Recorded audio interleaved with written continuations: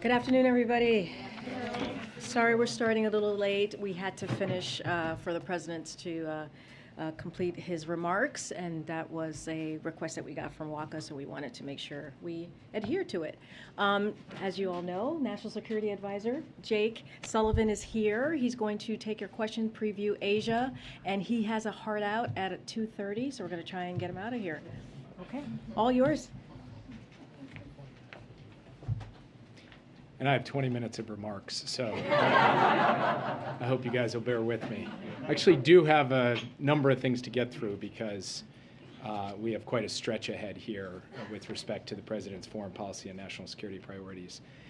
Very good to be back with you guys today. Today, Finland and Sweden submitted their applications for NATO membership. President Biden has welcomed those applications, and he looks forward to working with NATO allies and with Congress on a swift accession process. Oh, sorry. No, sorry. Not a problem. We got the audio. Small interruption of the accession process right there, but everything will be on track just fine. Tomorrow morning, the President will welcome the President of Finland and the Prime Minister of Sweden to the White House to coordinate on the path forward. And the three leaders will also have the chance to compare notes on our united efforts to support Ukraine and its defense against Russia's brutal invasion. They will also have the opportunity to speak to the press and the public to affirm our shared vision for a peaceful and secure Euro-Atlantic region. This is a historic event, a watershed moment in European security. Two nations with a long tradition of neutrality will be joining the world's most powerful defensive alliance, and they will bring with them strong capabilities and a proven track record as security partners. And President Biden will have the opportunity to mark just what a historic and watershed moment this is when he meets with them tomorrow. After that meeting concludes, President Biden will board Air Force One for a trip to the Republic of Korea and Japan. This will be his first trip as president to the Indo-Pacific, and it comes at a pivotal moment.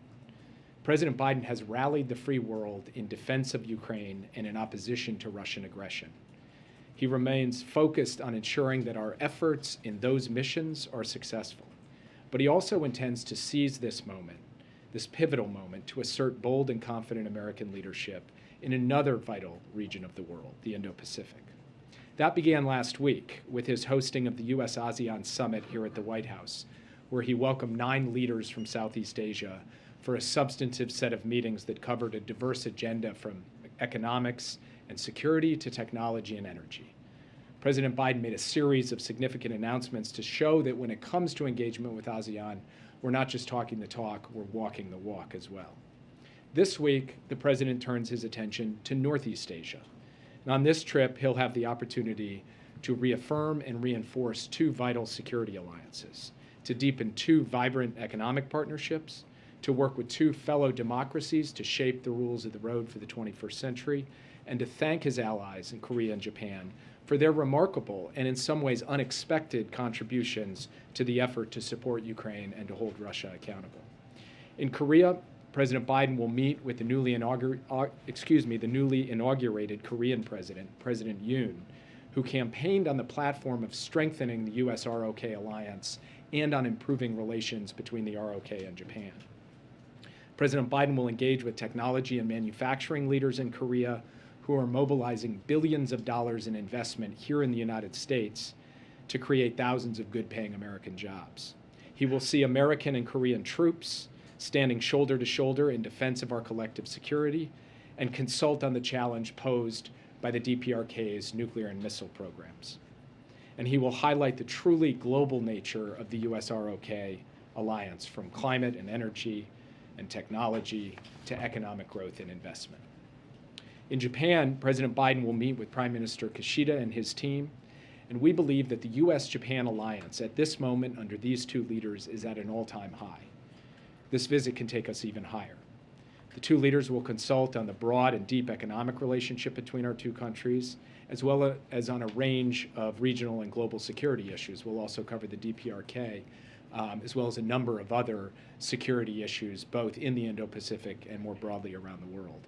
The U.S.-Japan alliance is the cornerstone of peace and stability in the Indo-Pacific, and Japan's contributions as a security partner are rightly growing as the regional security picture becomes more challenging and dynamic. President Biden and Prime Minister Kishida will also be able to compare notes on the G7 agenda as the G7 summit approaches next month in Germany. In Japan, President Biden won't just have a bilateral program. He'll also have the opportunity to participate in the second in-person Quad Summit, following on the summit he hosted here in Washington last September. He will do this alongside the Prime Minister of Japan, the Prime Minister of India, and the Prime Minister of Australia. And we believe that this summit will demonstrate, both in substance and in vision, that democracies can deliver and that these four nations working together will defend and uphold the principles of a free and open Indo-Pacific. While he's in Tokyo, President Biden will also launch a new, ambitious economic initiative for the region, the Indo-Pacific Economic Framework.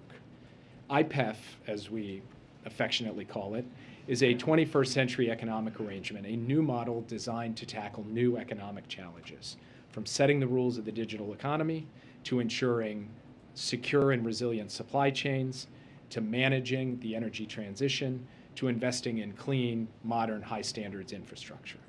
President Biden will be joined in person by the Prime Minister of Japan for the launch of IPEF, and virtually by leaders from a number of Indo-Pacific partners, from down under to Southeast Asia to Northeast Asia.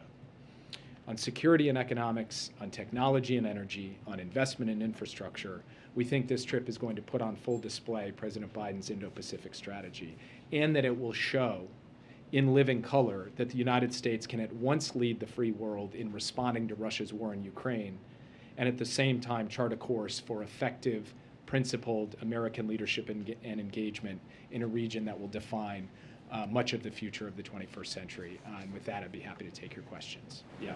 Thanks so much. Can you talk to us about Turkey and what the administration is doing and what conversations you might be having with Turkey about their plans to block Finland and Sweden's applications? Is there a deal to be struck with Turkey? We're confident that at the end of the day, Finland and Sweden will have an effective and efficient accession process, that Turkey's concerns can be addressed. Finland and Sweden are working directly with Turkey to do this, but we're also talking to the Turks to try to help facilitate. I spoke with my counterpart today. Secretary Blinken is meeting with his counterpart, perhaps as we speak, in New York. And we feel very good about where this will track to. And President Biden will express that confidence, as we believe the President of Finland and Prime Minister of Sweden will express that confidence tomorrow. Yeah. The Korean media is reporting that President Biden will meet with former President Moon Jae-in during his visit to Seoul. Is that accurate? We don't have a meeting scheduled with President Moon at this time. Have there been any discussions between U.S. officials and Korean officials about Moon Jae-in potentially taking on a special envoy to North Korea-like role? I'm not familiar with any discussions along those lines. Yeah. In the statement today welcoming Finland and Sweden's application to NATO, almost at the very end, it said that while their applications for NATO membership are being considered, the U.S. will work with Finland and Sweden to remain vigilant against any threats to our shared security and deter and confront aggression. Does that mean that the U.S. is extending the NATO security umbrella to them while their applications are in process? Article 5 only kicks in once all 30 allies have ratified the accession protocols and they become full-fledged members of the alliance. But the United States is prepared to send a very clear message, as are all of our European allies, that we will not tolerate any aggression against Finland or Sweden during this process. And there are practical measures that we can take along those lines that Secretary Austin will coordinate with his counterparts in both Finland and Sweden. Yeah. Jake, two questions, one on the accession and one on your trip. So when the initial NATO expansion happened, of course, there was a huge debate in Washington about whether it was a good idea or not. Remember, Ken himself wrote in the New York Times that he wasn't in favor of it. Was there any similar debate that went underway here about whether or not bringing Finland and Sweden in was a good idea or whether it would further corner Putin? And on the trip, tell us a little bit about what you know on the evidence that North Korea may attempt either a nuclear test, hard to imagine what they would accomplish by a seventh test, or a missile launch, and what your preparations are if that happens during the trip.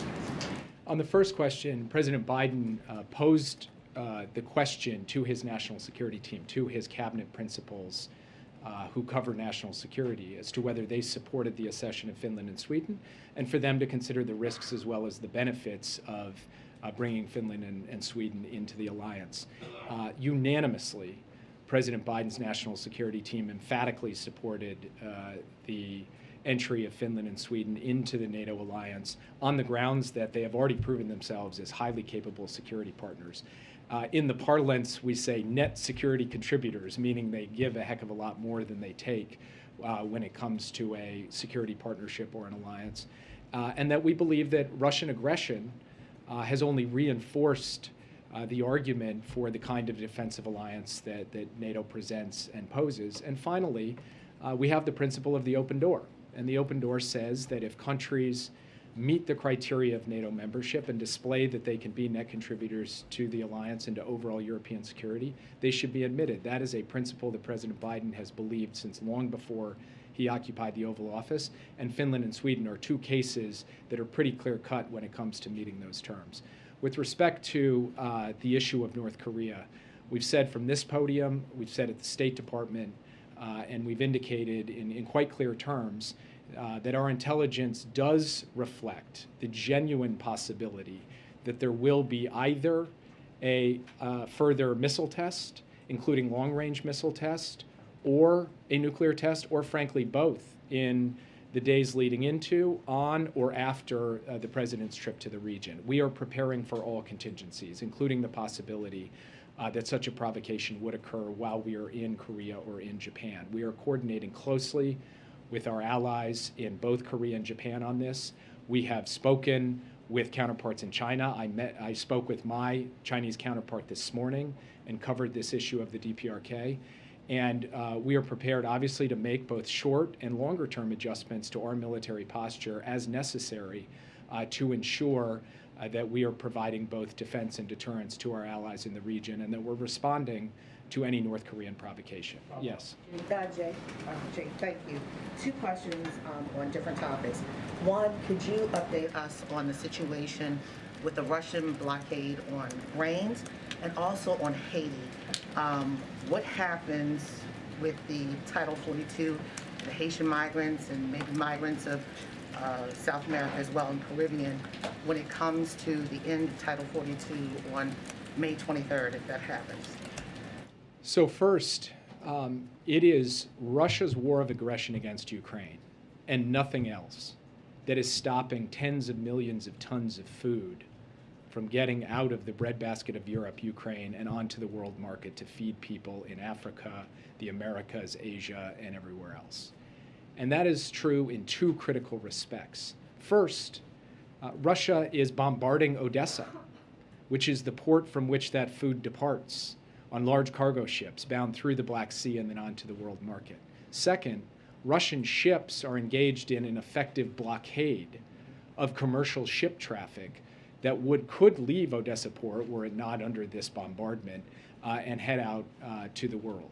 So we have publicly called upon Russia to end its attacks on Odessa and to end the blockade and to permit the traffic, the commercial and humanitarian traffic of ships into and out of Odessa port. We are working closely with both Ukraine and the United Nations on this issue, as well as other allies and partners, and we are supporting efforts to facilitate the delivery of that grain to the world market so that it can alleviate food prices everywhere. And we would like to see an outcome in which the facts, not just the rhetoric, the facts bear out the actual permission by Russia of large numbers of ships moving through the Black Sea and onto the world market. Russia responding to that request, and also the question I asked you about Title 42. There are ongoing intensive diplomatic conversations. The United Nations Secretary General is involved in this. The Ukrainians are involved in this. Some of our other partners are involved in this. I'm not going to get ahead of those discussions. I'm only going to say that the United States stands ready in any way to help facilitate and deliver on that diplomacy to try to produce an outcome in which food is getting to the world stage. With respect to Haiti, we will have to see. Obviously, there are a number of issues bound up in the courts right now. But with the end of Title 42, the United States has put in place a process by which those individuals who claim asylum and have legitimate asylum claims can stay, and those who come and don't will go through the process, the legal process that exists and has existed for some time. Even when Title 42 was in effect, large numbers of individuals were not subject to Title 42. They were subject to the standard legal process by which we deal with claims at our border for people who want to come and stay here. Expeditious deportation. U.S. intelligence chiefs recently offered assessments that Putin continues to bank on the fracturing of Western resilience to continue this war. Is Turkey's concern about Finland and Sweden joining up perhaps an example of that? And what about the, I guess, also congressional pushback, or the growing congressional pushback to Ukrainian aid?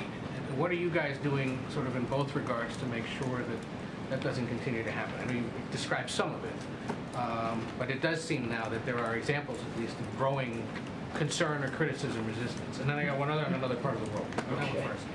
So first, growing congressional pushback to me is a strange premise for a circumstance in which the House of Representatives voted overwhelmingly, not just in favor of approving what the president sent up, which was $33 billion, but actually adding $7 billion to it to make it a $40 billion package. And we expect a similar overwhelming bipartisan vote in the Senate once the final procedural hurdles are cleared over the next 24 to 48 hours. So there are some voices against this, but the chorus of voices on both sides of the aisle, from all sides of the political spectrum, in favor of standing up in defense of Ukraine's sovereignty and freedom and independence, it's quite powerful and, frankly, in a way, quite moving. And it sends a clear message to the world that the United States can pull together behind the brave people of Ukraine in their hour of need. What was your other question? Well, just Turkey's continued concern here, and whether there might be others who are going to raise concern about NATO expansion. Look, the great thing about the free world, about the Western Alliance, about NATO, is that you've got a raucous collection of states that all have opinions, that all have perspectives, that all have interests. But they also know how to and when to pull together and how to settle any differences. And I expect these differences will be settled. I expect that NATO will speak with one voice in support of Finland and Sweden at the end of the day. And I think the remarkable unity you've seen with respect to sanctions coming out of the EU, the United States, and our Indo-Pacific partners, the support that we have provided Ukraine in terms of military and humanitarian assistance, it's only grown stronger over the course of the last 12 weeks. And we expect that that momentum will continue. And it's having a major impact on the battlefield. Ukraine won the Battle of Kyiv. Ukraine has now beaten Russia back from Kharkiv, and Ukrainian defenders are putting the military assistance we provided to good use in defending territory in the Donbass as well. Yes. Can I discuss a little bit about the challenges of trying to focus on the Indo-Pacific, a priority for you all from the get-go, given just, I mean, look, a bulk of the questions even here today have focused on other parts of the world. Tomorrow, Finland and Sweden are going, just the juxtaposition of what is going on in the world right now, as you all are trying to focus on the Indo-Pacific. You know, it's interesting. We actually don't regard this as a tension between investing time, energy, and attention in Europe and time, energy, and attention in the Indo-Pacific. We regard this as mutually reinforcing. First, look at the Indo-Pacific partners that have stepped up to help make these sanctions and export controls as effective as they are. Korea, Japan, Australia, even Singapore. Second, look at the extent to which European countries are increasingly invested in the Indo-Pacific in helping ensure that our vision of a free and open Indo-Pacific is actually realized. We see that with the AUKUS partnership, where you've got the United Kingdom alongside Australia and the United States. We see it with the way the European Union has, for the first time ever, put out an Indo-Pacific strategy. And so actually, we think that there is something quite evocative about going from meeting with the President of Finland and the Prime Minister of Sweden to reinforce the momentum behind the NATO alliance and the free world's response in Ukraine, and getting on a plane and flying out to the Indo-Pacific, not just to deal with security issues, but to unveil a new far-reaching economic initiative, to host a Quad summit that will cover climate and cyber and emerging technologies, and to deal with Korea and Japan on issues that actually affect working people here in the United States, including major investments that will create jobs in states across the country. So for us, there is a certain level of integration and a symbiosis in the strategy we are pursuing in Europe and the strategy we're pursuing in the Indo-Pacific. And President Biden's unique capacity to actually stitch those two together is, I think, going to be a hallmark of his foreign policy presidency. Yes. Can you provide an update on when the president will visit Israel? And secondly, can you elaborate further on the specific security guarantees that the United States has made Finland and Sweden in the interim period? So first on Israel, we are actively working with the Israelis to fix a date for the visit at some point in the not too distant future. The president is very much looking to go, but unfortunately I don't have an announcement of a trip or a timetable for it standing here today, other than to say the president is excited to get the opportunity to go to reaffirm the strength of the U.S.-Israel relationship. With respect to the specifics on security commitments or assurances or actions that we will take with Finland and Sweden, those are ongoing conversations that are happening at an operational and technical level between our Department of Defense and their ministries of defense, and also with other NATO allies and partners. And so I'll leave it in those channels for now, only to say that the U.S. stands ready to ensure that deterrence and defense for Finland and Sweden will be there should they need it, even though they don't get the full benefits of the Article 5 alliance until the accession process is properly complete, as is required, frankly, under our Constitution, where we need to get advice and consent from the Senate for that treaty. Yes. Could you, regarding the trip, to what extent is the message in this trip going to be like a cautionary tale delivered to China to say, look what happened in Ukraine, look how we've responded, don't do anything similar? Is that going to be part of the messaging during the president's trip? The message we're trying to send on this trip is a message of an affirmative vision of what the world can look like if the democracies and open societies of the world stand together to shape the rules of the road, to define the security architecture of the region, to reinforce strong, powerful, historic alliances. And we think putting that on display over 4 days, bilaterally with the ROK and Japan, through the Quad, through the Indo-Pacific Economic Framework, it will send a powerful message. We think that message will be heard everywhere. We think it will be heard in Beijing. But it is not a negative message, and it's not targeted at any one country. It's targeted at an audience the world over about what American leadership, working flanked by allies and like-minded partners, can deliver for people everywhere. And we think we go into this trip very much with the wind at our back, with a strong case to make that we have what it takes to be able to deliver against the security and economic challenges of our time. And President Biden will head into the Indo-Pacific with a spring in his step, and we're very much looking forward to this visit. Will the president visit the DMZ, Jake? Will the president visit the DMZ? You can ask Karine. He will not visit the DMZ. He will not. Why He will not? not. Why not visit the DMZ? Not on this trip. He will not. He will go to South Korea, as you know. They will have an agenda to talk about a lot of things, including North Korea, but he's not going to the DMZ. And just to reiterate here is that as vice president, he has been there before. But on this trip, he's just not going to go on this trip. He's going to go to South Korea. He's going to show his support for the region, but he's not going to go to South Korea on this trip. I'm sorry, the DMZ on this trip. Okay, we all love Jake. Thank you so much for your patience. And I have one topper, and then we'll get to it. Okay, the Senate took an important step today with the bipartisan agreement announced by Chair Tester and Ranking Member Moran to advance their vision of the Honoring Our Promise to Address Comprehensive Toxics Act of 2022. President Biden has championed legislation to deliver the benefits and health care services that veterans impacted by toxic exposures have earned. This historic comprehensive bill will do just that. The pact will not only help deliver more timely access to benefits and services for veterans and their survivors, it will also ensure that the Department of Veterans Affairs can act more nimbly to add future presumptive conditions when the evidence warrants. And the legislation will help the VA provide our veterans the level of service they deserve.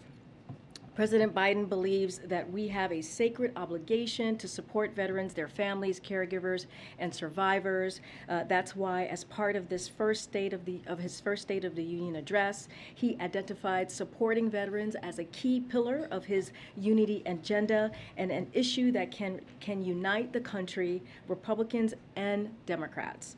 Passing the PACT Act would be a welcome and long-awaited achievement for the veterans who have served us well.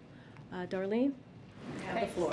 Thank you. I wanted to ask Jake this question, but I'll ask you. It's about the Quad Summit, and there is a possibility that Saturday's election in Australia will not produce a winner in time for someone to go to Tokyo to participate in the Quad Summit. So what contingencies are there? Will the Quad meeting go ahead if Australia cannot I participate? believe the Quad meeting will go ahead. I don't have any more specifics than that about how that's going to affect any further deeper. But from what I understand, even Jake said this, that there's going to be a Quad summit. It's going to happen. We can talk more about the specifics of what it will look like with Australia. And then the First Lady's office informed us that Ashley Biden, the president's daughter, is positive for COVID. Can you tell us when was the last time the president tested negative? Is he testing today in preparation for travel? Yep, so the president tests regularly throughout the week as part of a cadence determined by his doctor. As we've communicated, the president is not a close contact with Ashley. It's been several days that he and the First Lady last saw Ashley. I think about a week is what I've been told. If his testing were to change because of a close contact, we'd let all of you know, but his cadence has not changed. I don't have when he last tested. And then one final question on the church attack in California over the weekend. We haven't seen the president comment on that at all. Is he concerned that what happened there could somehow destabilize relations between Taiwan and China? Does he have any plans to call or reach out to Taiwan or China or anything like that? So I don't have any calls to preview of calls with Chinese and Taiwan as it relates to this particular case. Our thoughts are with all of those affected by gun violence, including all the other incidents that happened this weekend in Houston, in Milwaukee, in Chicago, and as we know in Buffalo. Federal law enforcement is supporting as needed, and the White House has been in touch with local leaders. These shootings, and of course, the one in Buffalo, as the president and the First Lady went to grieve with the community yesterday, as all of you know, are a sad reminder of how important it is to redouble our fight against gun violence and violent crime. And as part of the president's comprehensive strategy to fight gun crime, we're putting more cops on the beat, as you've heard us say this past year and a half, as we're talked about gun comprehensive approach here, cracking down on firearms trafficking, investing through the ARP and community programs to prevent crime. But I don't have any more to share on any calls that may have occurred. Okay, I'm going to go to people who haven't asked a question. Go ahead, Ashley. Thank you. Two questions. Following up on Darlene and Ashley Biden having COVID, she's in good company in this White House, and that the Vice President had it, the second gentleman had it, you had it, Jen Psaki had it twice, a number of top cabinet officials had it, a number of other aides in the West Wing, and no one so far that I can remember has been deemed a close contact of the president. Why are none of these people close contacts of the president and his sister, actually, including family members? And also, are there steps that the president is taking beyond the CDC guidelines that you could lay out? Are meetings in the Oval being kept under 15 minutes? Is everyone masked? Well, I'm glad to be said I was in good company. Appreciate that. So it is, we take extra precautions. To your last question, I'll answer that first. Here at the White House, and we've said this before, when we're in the meeting, I was in a meeting with the president earlier today. I got tested first, I put my mask on, and we socially distanced. Those are the extra protocols that we do take with the president and all the principals, not just him, just to make sure that we just take that extra added step there. Look, the close contact is as it's deemed by CDC. And he hasn't seen Ashley in several days. And it's also, there's a time component to how long that person was in the room. We all wear masks. Yeah, I mean, the way if there was a close contact or he's a close contact of someone, we would let you know. And on guns, yesterday when he was leaving Buffalo, the president said, "I've got to convince the Congress that we should go back to what I passed years ago." I just want to confirm that he was referring to the 1994 assault weapons ban. And my question is, you know, when he was the point person for President Obama after Sandy Hook, mentioned to me, which went far less far than an assault weapons ban, failed. What makes him think that he could get that through when so far no meaningful legislation has gone through in the past decade? I mean, look, this is what the president said yesterday, right? He understands it's not going to be easy, but he knows that there's more to do. You know, our country is facing an epidemic that is very real, as we have seen this past weekend. This gun violence is costing lives every single day. And so, you know, when he was in Buffalo, we saw examples of that. He talked to the family, talked to them in a very personal way. And this is a top priority for the president, as it's been throughout his career. As you just mentioned, he mentioned his own legislation that he passed. Look, the president continues to urge Congress to act to pass universal background checks, to keep guns out of the wrong hands, and to renew a ban on assault weapons and high-capacity magazines to keep weapons off our streets. It's not going to be easy. He understands that, but he's going to continue to work very hard to make that happen. But I do want to add, Ashley, is that this administration has done more on gun violence reform via executive action than any other president in its first year in their administration. So that is his commitment and what he's done just this year and a half. Go ahead. Thanks, Karine. Jake mentioned his conversation with his Chinese counterpart this morning. The readout you guys gave was pretty sparse, and so I was wondering if you could give any more details of that conversation, particularly a sort of update on how the White House is seeing China's actions towards Russia in light of Ukraine. I know that I don't have any more to read out outside of what was put out by us earlier today. I'm just going to keep it to that readout. And you know, Jake has spoken to this before about China and their relationship with Russia. We haven't seen any evidence of any like material that has been provided to Russia. That continues to be the case. I don't have any more to add on that. Let's go about a pair of bills on Capitol Hill right now. Sure. Both being forwarded by House Democrats. One is a Consumer Fuel Price Gouging Prevention Act, and the other is this domestic terrorism legislation. I haven't seen statements of administration policy on either, and I'm wondering how supportive the president is, particularly on the domestic terrorism legislation. He kind of, on the tarmac yesterday, seemed to say that he didn't think it was necessary. So on the gas price gouging legislation that you just mentioned, look, the president welcomes all ideas to protect consumers and to make sure that oil companies aren't taking advantage of Putin's war and are competing fairly. He's been very clear on that. President Biden has been also very clear that no company should be engaging in unfair practices to hike prices on American consumers. As the president has said, President Putin's actions are what is driving the price increase at the pump. The president is focused on doing everything in his power to address the Putin price hike, including the largest ever release from the Strategic Petroleum Reserve, as we've talked about here at this podium, and working around the clock to diplomatically build a coalition of countries for the largest release in foreign reserves ever. We know that there are a number of ideas being suggested by our allies and in Congress, and look forward to engaging on this issue so we can get Americans some relief, especially as we're in this particular time right now with high prices. And one last one, the Dow is down 1,100 points so far today. Chairman Powell did an interview with the Wall Street Journal in which he said he'd push forward on additional rate hikes, even if it resulted in unemployment coming up.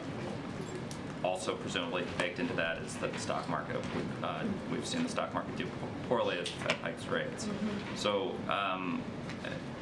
you know, do you still, I guess, stand behind Chairman Powell's vision on rate hikes? And broadly, you guys have said that you're not following day-to-day market tribulations, but we're now getting to a point where some of the gains that have defined the president's tenure are being erased. And so is there a new level of alarm within the White House about Well, as you know, we say this all the time, Josh, you know, it's Justin. The Fed chair, the Federal Reserve is independent. We leave them to make their own policy decisions. We do not get involved in that, and nothing has changed on how we see the stock market. We do not. That's not something that we keep an eye on every day. So I'm not going to comment about that from here. I do want to touch on base on the domestic terrorism and what the president said yesterday about about domestic terrorism. Look, it's a growing and evolving threat, and one that the Biden administration has taken very seriously since our first day in office. We have said we have been studying the details of different proposals, and there are a range of ideas that have been proposed in Congress that could improve our ability to detect and respond to these threats. What the president was specifically referring to yesterday when he was on the tarmac was the set of existing laws on the books that provide law enforcement with authorities to investigate and prosecute domestic terrorism and hold those who commit hate-filled attacks accountable. As part of our national strategy for countering domestic terrorism, we increased our support for federal, state, and local law enforcement as they address domestic terrorism nationwide, including increasing resources and providing trainings to thousands of law enforcement entities. DOJ has made domestic terrorism-related investigation and prosecution a top priority at the national and local level, and plus DOJ earlier this year announced the creation of a new domestic terrorism unit with the counterterrorism section of the National Security Division that will enforce the expertise and experience on these issues available to federal prosecutors nationwide. So there is a commitment there, and that's what he was talking about. Go ahead. We're about 3 weeks away from the Summit of the Americas. You've got Chris Dodd down in Mexico today trying to convince President Lopez Obrador to come. What's the president's level of optimism that Mexico will attend this Summit of the Americas? And, well, is the guest list finalized? Has the president decided who to invite? The guest list is not finalized. Hopefully that will happen soon, and I promise once we have it, we will share it. The president is optimistic. We don't have anything to share at this moment. Again, once we have it, we'll be happy to share it with all of you. Karine. Thanks, Karine. DHS said today that they'll be pausing the Disinformation Governance Board. Did the White House play a role at all in perhaps expressing frustration on how it was rolled out, or express any involvement in whether or not it should be paused? And then also some experts have said that it was sort of set up to fail the way it was rolled out. Do you have a response to that? So the board has never convened. It never convened, and the board yes, the board is pausing in the sense that it will not convene while former Secretary Chertoff and former Deputy AG Gorlick do their assessment. But the departments work across several administrations to address disinformation that threatens the security of our country is critical, and that will indeed continue. And again, neither Nina Jankovic nor the board have anything to do with the censorship or with removing content from anywhere. Their role is to ensure that national security officials are updated on how misinformation is affecting the threat environment. She has strong credentials and a history of calling out misinformation from both the left and the right, and that's our focus. Did the White House play a role at all in whether it should be paused or what should happen with the board? No. First of all, like I said, this is what's happening. There is a pause. We did not have an involvement in this at all. Just another quick question. Congressman Schrader, who received a rare endorsement from the president in a Democratic primary, is on track to lose. What does that say about the power of the president's endorsement? I mean, look, as it comes to, I have to be careful about what I can say here. But the race in Oregon was focused on just how much each candidate supported the president. That's what we saw in this particular race. His counterpart in the race, McLeod Skinner, ran on an agenda of President Biden's priorities, including lowering the price of prescription drugs and tackling climate change and the fossil fuel pledge. Her support for President Biden extends back to 2020 election when she said he's the guy. He knows how to choose a great team. On the campaign trail, McLeod Skinner has sought to tie herself to President Biden and paused and praised his presidency. Even on day one, President Biden endorsed Representative Schrader.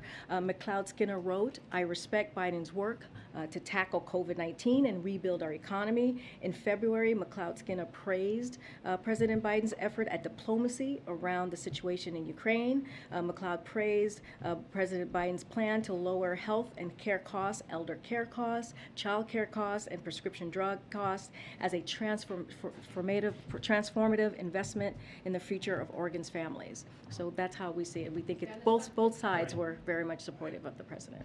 Okay. Thank you. Just to follow up, though, I mean, the question is this: both of them had similar platforms, to your point. Yep. And yet, President Biden endorsed one of them, and that candidate is on track to lose. So, are there concerns within the president? And I know you can't speak to the politics of this.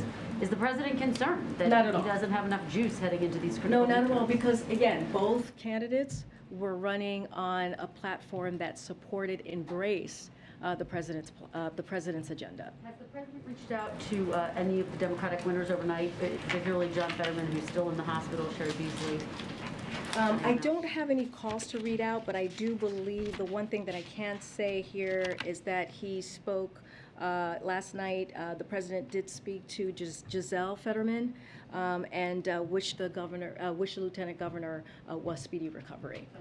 And the president said of Fetterman's win and of the Republicans who are still locked in a pretty tight battle in Pennsylvania, whoever emerges will be too dangerous, too craven, and too extreme to represent Pennsylvania and the United States.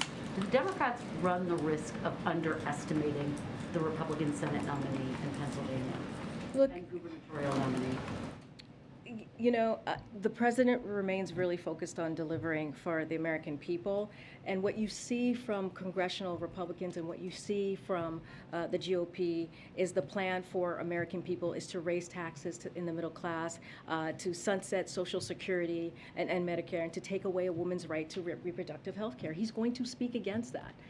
He is going to continue to speak for the American public. And so he's not going to stay quiet. And this is something that is incredibly important to make sure that the American people and what he's doing for the American people is made sure that it happens, right? What the other side is trying to do is trying to stop us from trying to lower cost for folks, as I just laid out. And just very quickly, Senator Raphael Warnock saying that he's coming to the White House to meet with the president today. Can you talk a little bit about that, about the student loans? And is the president open to increasing the forgiveness rate? It seems like he's in the $10,000 range. Senator Warnock wants it to be closer to $50,000. Would the president come up? So we meet with members of Congress on a variety of issues. Is he going to meet with Warnock today? These are senators who have been leaders on college affordability and student debt. The president values their perspective and looks forward to the discussion this afternoon. So yes, but I don't have more to read on that. I've said this a couple of times. A decision hasn't been made yet. I don't have a timeline. A decision hasn't been made. Yeah. Thank you, Karine. A follow-up to the Disinformation Board. Last week, you guys said that you needed this Disinformation Governance Board at DHS to make sure that freedom of speech is protected across the country and that these platforms are not used for forms of disinformation. So what changed? Look, the Department of Homeland Security, they began their statement repeating that the board had been intentionally mischaracterized, which is a little bit of what you were asking me, and they were explicit about what it does and does not do. It was never about censorship, policing speech, or removing content from anywhere. Its function was to keep Homeland Security officials aware of how bad actors, including human smugglers, transnational criminal organization, and foreign adversaries could use disinformation to advance their goals. As Secretary Michael said, he has asked former DHS Secretary Michael Chernoff and former DAG Jamie Gorelick to lead a thorough review. This is the pause that I was talking about, an assessment as members of the Bipartisan Homeland Security Council Advisory Council. The board will not convene during that period, but the departments work across several administrations to address disinformation that threatens the security for our country is critical and will continue. So that work is going to continue. So if it's pausing because you think the board was mischaracterized, then the Disinformation Board is being shut down because of disinformation? Is that what's happening here? Look, I mean, the board was put forth for a purpose, right? To make sure that we really did address what was happening across the country when it came to disinformation. And it's okay to wait now, but no, 75 days. it's just going. It's going to pause. There's been a mischaracterizations from outside forces, and so now what we're going to do is we're going to pause it, and we're going to do an assessment. But the work doesn't stop. We're still going to continue the work. The DHS is still going to continue the work. Okay. There's a bulletin now that DHS is worried if Roe v. Wade is overturned, there could be violence against the Supreme Court building or Supreme Court justices. Are these threats from pro-abortion activists or anti-abortion activists? So look, the president is clear on this question. He believes the right to peacefully protest in this country is fundamental.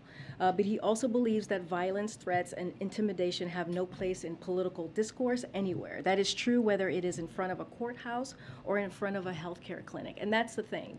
I feel it seems like to us it is very one-sided on what we call out as intimidation or as violence. So we want to make sure we're calling out on both sides of what is happening and what we're seeing. While protests,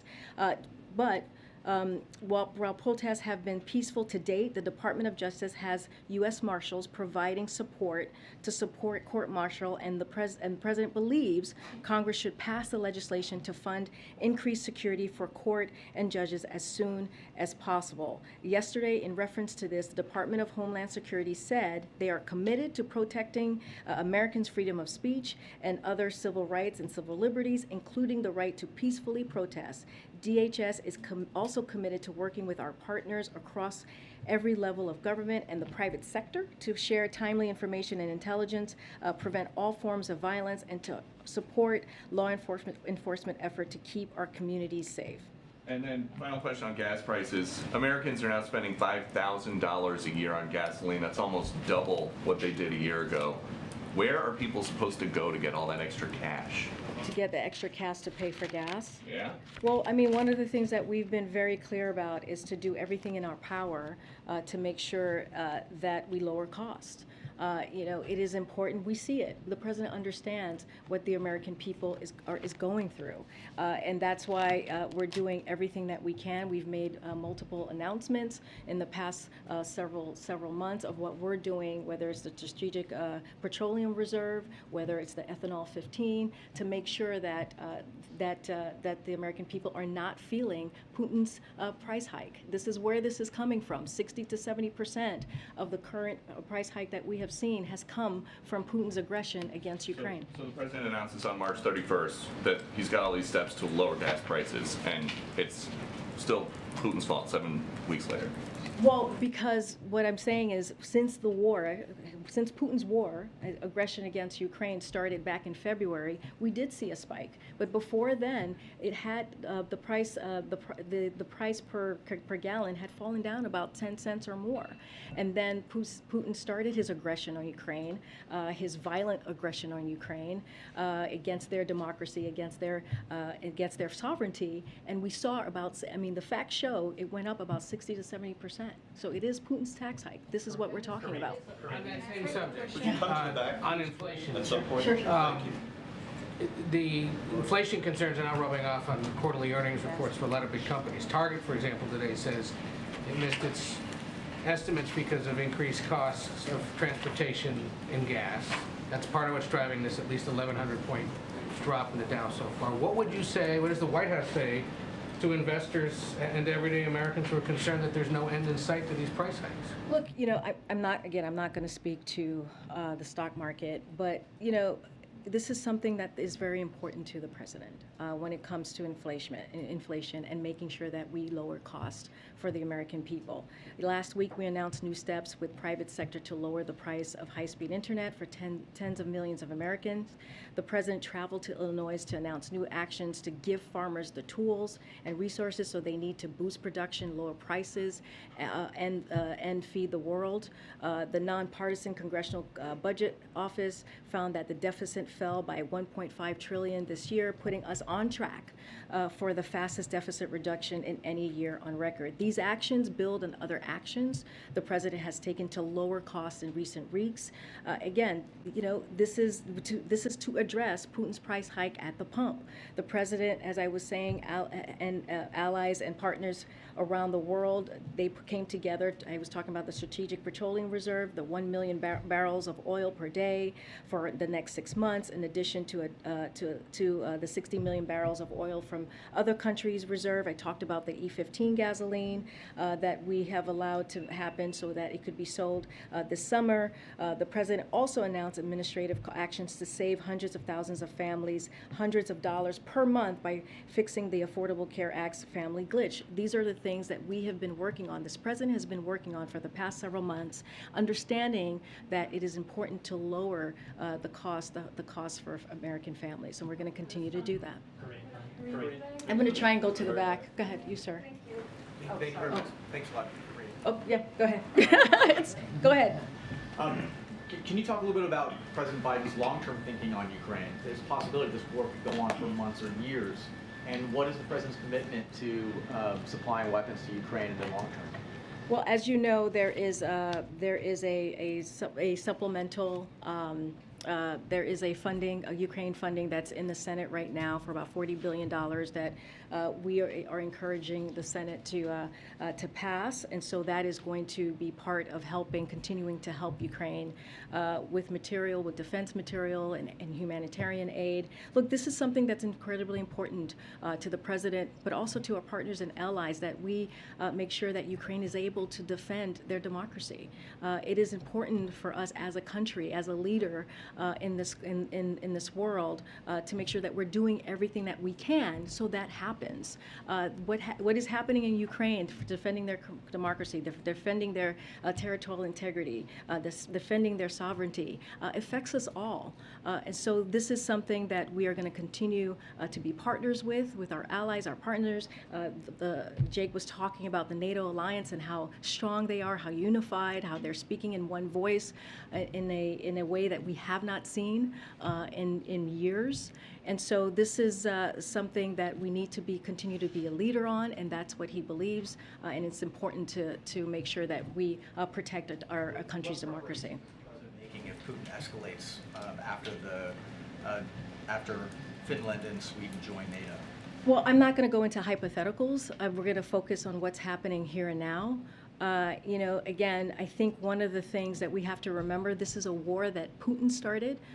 This is a war, his aggression, his very violent war that we have seen. The Ukrainians and their government have fought very bravely, and we've seen that with Kharkiv. We've seen that what they've done in Kiev. It is remarkable what they have been able to do in fighting back this aggression against their country.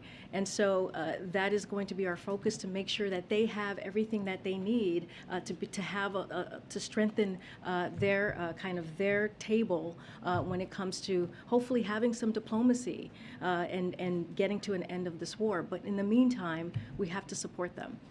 Karine. Yep. Go ahead, Jonathan. Thank you, Karine. In the wake of the Buffalo shooting, there have been several civil rights groups who have expressed some unhappiness at the lack of outreach from the Biden White House and frustration about a lack of progress on hate crimes, gun violence, and so on. I'll just read you one. Yeah. The Reverend Al Sharpton, who has been a visitor of the White House several times, says, quote, "This administration has met less with civil rights and civil liberty groups than previous administrations in a formal, substantive way." He goes on to say that they've asked for a meeting here in the wake of the shooting, and, quote, "We've got no response from the White House." Can you give an update on this? Will there be a meeting with civil rights groups, and can you address his frustrations? So I don't have any meetings to read out for you, or any meetings scheduled at this time. We respect the Reverend. He's been here many times before, as you know. Are you talking about the letter that the from gun rights groups have written There were about 40 plus. I think it was in your. There's Okay. that, but he says civil rights groups have also asked the White House for a meeting. Yeah, we've met with civil rights groups over the last year and a half. I don't have any meetings to read out to you at this time. Look, the one thing I do want to say is that, you know, the president agrees with these groups on the urgency of acting, and he applauds the work that they're doing to rally support around the country for a common sense agenda to fight the epidemic of gun crime. He understands that. That's one of the reasons he went to Buffalo, to have that conversation, to grieve with the family, and he spoke to them in a very personal way. There's a couple of things from that letter that I do want to just talk about in a little bit, since it was in your publication.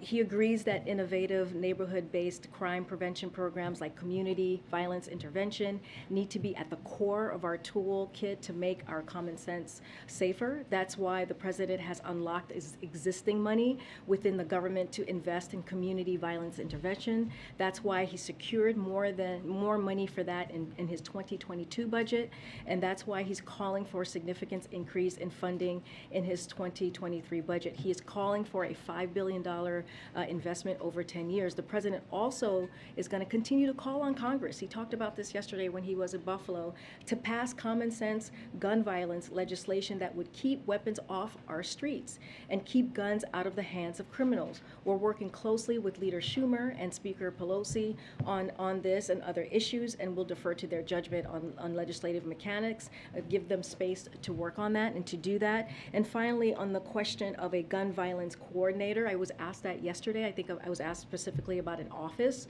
We have Ambassador Susan Rice here, who is the chair of the Domestic Policy Council, as you all know, and she is coordinating President's whole of government approach to reducing gun violence, leading a 12-person team that connects violence reduction to broader resources like mental health supports, workforce development opportunities, and more. She has decades of experience coordinating interagency process in the federal government. There's no one who is better at bringing stakeholders to the table to drive progress, and we know that. So that's important because tackling an issue as complex in gun violence requires multidisciplinary approach, and we're talking about housing, mental health, community support, all of the things, apprenticeship, all of the things that are so important in order to deal with this issue.